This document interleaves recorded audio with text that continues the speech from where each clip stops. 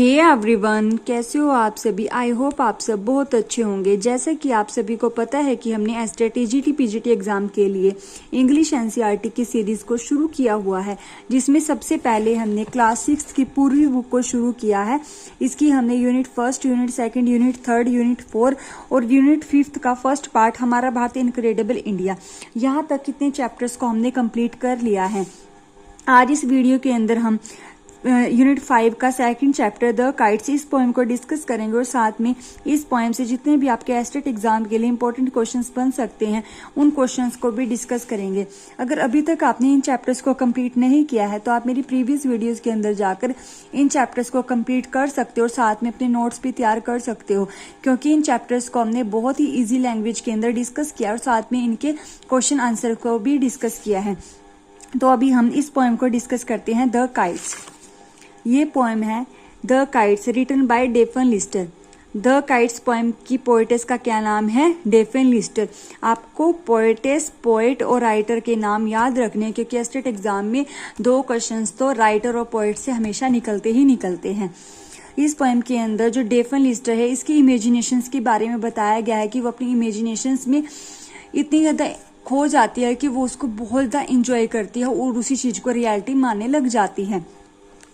अब हम इसको शुरू करते हैं। ये स्टैंजर्स को हम इसलिए डिस्कस करते हैं भाई, क्योंकि एस्टेट एग्जाम के अंदर स्टैंजर से भी क्वेश्चंस पूछे जाते हैं। तो अभी हम शुरू करते हैं। फर्स्ट स्टैंजा है, up in the air see the kites fly like a coloured word in the wind whipped sky. जो पोएटेस है वो ये कहती है कि आकाश में इतनी तेज हवा चल रही है और काइट्स ऐसे उड़ रहे हैं, काइट्स यानी कि पतंगे ऐसे उड़ रही हैं मानो कि वो कलरफुल बर्ड्स उड़ रहे हैं।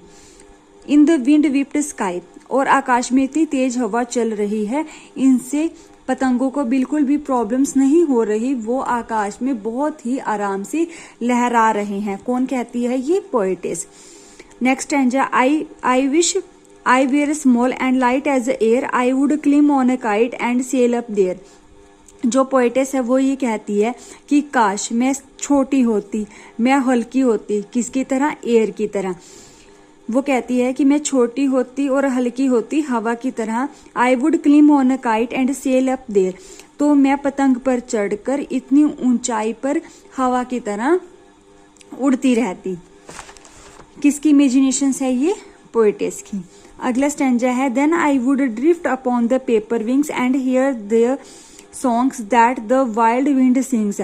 अब जो पोएटेस है वो ये इमेजिन करती है कि जब मैं इतनी ऊंचाई पर पहुंच जाती तो मैं पेपर, कागज की पंख लगाकर उड़ती रहती और जो हवा इतनी तेज चल रही है और वो गाने गुनगुना रही है तो मैं उन गानों को भी सुनती रहती और साथ में आकाश में उड़ती भी रहती।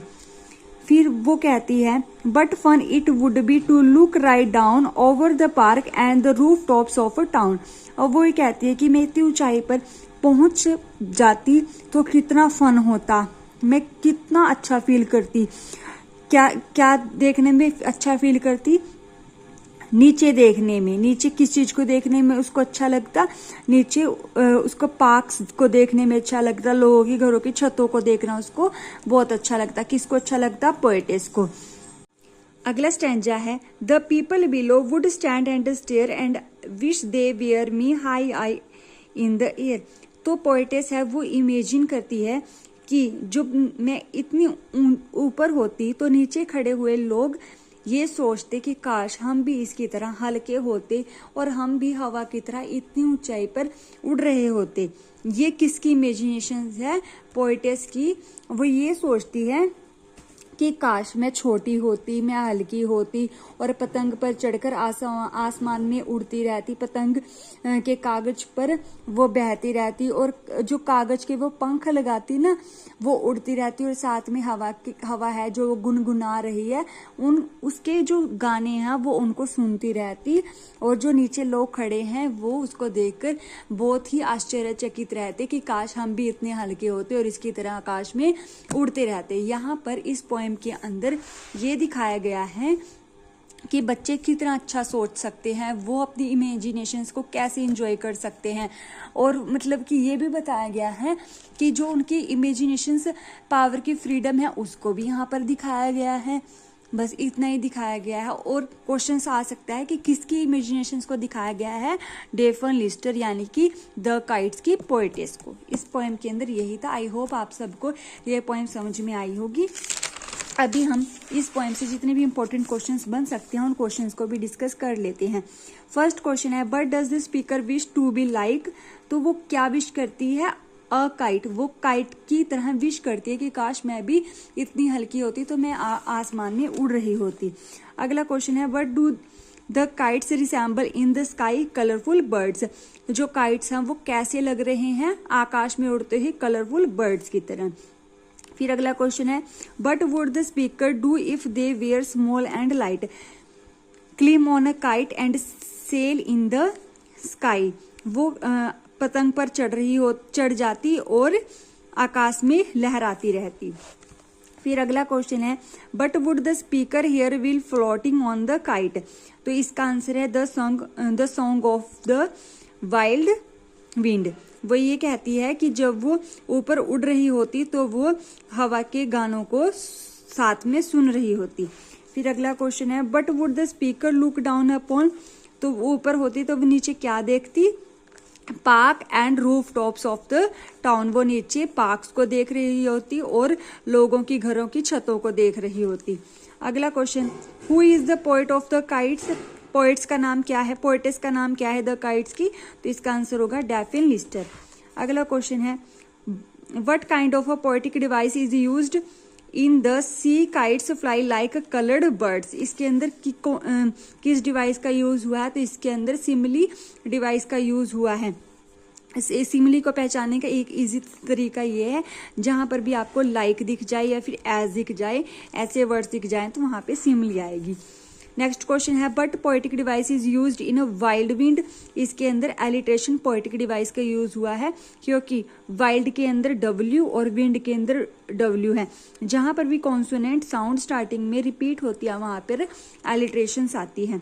अगला क्वेश्चन है, what is the rhyming scheme of the poem the kites, तो राइमिंग स्कीम है भाई ABCB। देख लेते हैं। देखो जैसे कि एयर है, A, fly B, birds C, फिर आगे स्काई, B फ्लाई था ना तो स्काई, बाई आ गया लास्ट में, तो यहाँ पर भी B, ABCB। अगला भी देख लेते हैं, small A, air B, kite C, क्योंकि कुछ भी नहीं दिख रहा ना हमें सेम, देयर एयर, तो यहाँ पर भी B, तो क्या राइमिंग स्कीम बन गई ABCB, तो आंसर होगा ABCB। अगला क्वेश्चन है, but expression is repeated in the last stanza to know that the kite is flying high, तो आंसर होगा high. What is the overall tone of the poem, तो इसकी ओवरऑल टोन क्या है भाई, एक्साइटेड एंड इमेजिनेटिव।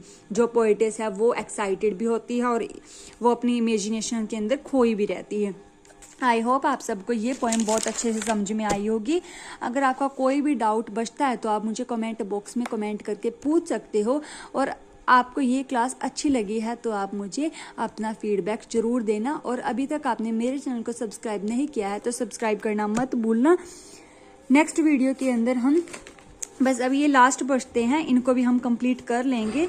तब तक के लिए take care, thank you everyone.